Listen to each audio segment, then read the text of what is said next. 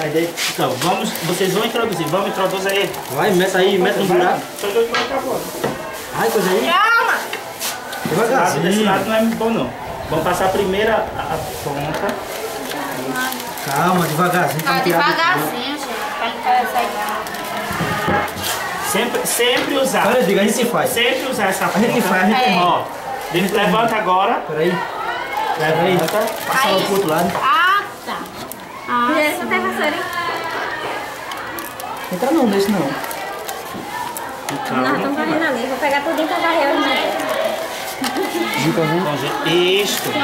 Aí agora o que é que se faz? Já que aqui a gente vai fazer o seguinte, ó. Nós vamos amassar pra lá. Assim, manter a mão. Vou pegar aqui e dobrar. Peraí, ó, arrochar. Ó.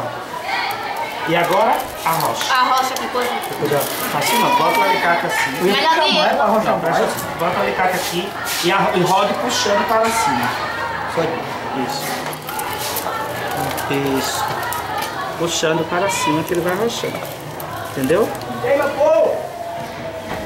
Ok, pronto. Para não se machucar, o que é que nós fazemos agora? Mete a mão no fogo. Cortamos esse pedaço de arame bem assim não.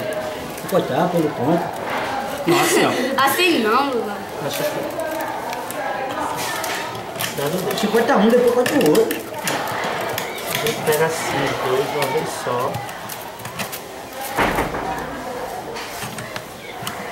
Aqui no pezinho e prende assim. Força.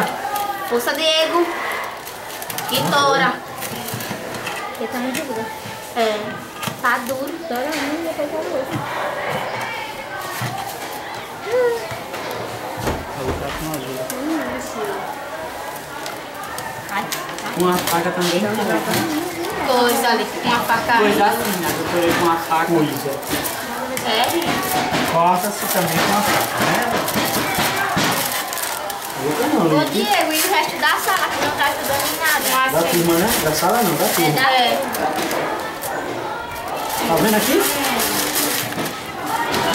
Eu quero ver eles ganhar. A gente bate assim para que não Pega o machuque carro da ninguém. mão. Agora pega o prego. Tudo. Aqui o prego. Tá quente.